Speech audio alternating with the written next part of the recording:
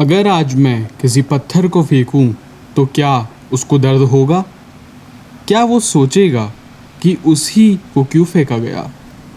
वो ऐसा कुछ नहीं सोचेगा क्योंकि वो तो निर्जीव है। लेकिन अगर हम इंसानों के जीवन में कुछ भी हलचल हो जाए तो हम तुरंत प्रतिक्रिया देते हैं, कभी खुश तो कभी दुखी हो जाते हैं, और इन सब के बावजूद भी अपने आप को सबसे ज्यादा महान मानते हैं। ज़ीनो रोमन एम्पायर में एक फेमस फिजिशियन थे। एक बार वो अपनी समुद्री यात्रा पे निकले फोनेशिया से पेरियस की ओर, लेकिन दुर्घटनावश भयंकर तूफान की वजह से उनका जहाज पूरी तरह डूब गया और ज़ीनो को एथेंस नाम के एक शहर में रुकना पड़ा।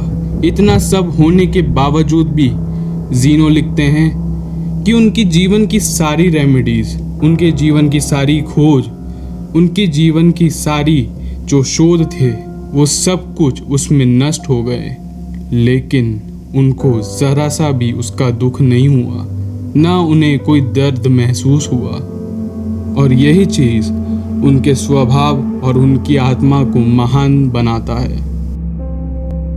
एथेंस में ज़ीनो एक किताबों की दुकान में गए जहां उन्होंने महान फिलोसोफर सोक्रेट्स और एथेनियन फिलोसोफर क्रेट्स की बुक्स पढ़ी, जिससे उन पे इतना प्रभाव पड़ा कि वो खुद फिलोसॉफी की राह पर चल पड़े और आगे चल के उन्होंने खोजा स्टोइक स्कूल ऑफ फिलोसॉफी, और यहीं से पूरी दुनिया भर में होती है शुरुआत स्टोइसिज्म की।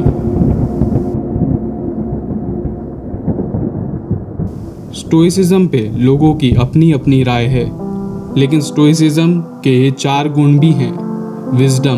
विजडम आपको ताकत देता है सही गलत को समझने की। करेज आपके अपने डर और इनसिक्योरिटी से बाहर निकलने की। टेम्परेंस यानी आप अपने ऊपर और आने वाले इमोशंस पे काबू रख पाएं। जस्टिस आपको सही तरीके से न्याय करने की ताकत देता है। स्टोइसिज्म हमेशा से सिखाता है कि आप कभी भी एक्सटर्नल फोर्स के वजह से अपने इंटरनल इमोशन में इम्बैलेंस ना आने दे।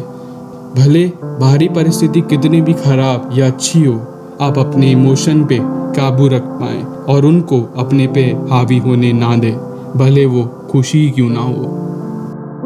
अगर मैं एक लाइन में समझाऊं तो आप हर सिचुएशन को अलग अलग पर्सपेक्टिव से देखें।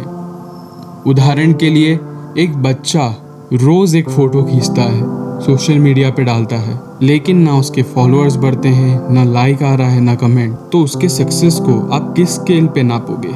उसके लाइक्स, उसके शेयर्स या उसके फिर फॉलोअर्स? जबकि इस लड़के में रोज फोटो खींचने की वजह से इसके स्किल्स में बदलाव आया है, इसमें परिवर्तन हुआ है, इसमें बहुत अच्छे से फोटोग्राफी करने की क्षमता आ गई है। एक दिन ये बच्चा फोटो खींचने जा रहा था, लेकिन उसी वक्त उसका कैमरा हाथ से फिसल कर टूट गया। अब यहाँ इसकी कंडीशन ज़ीनो की शिप जैसी है और ये बच्चा उसी वक्त रो पड़ता है। अब ये बच्चा उस जगह जाना छोड़ देता है क्योंकि उसके पास वो मकसद ही नहीं रहा।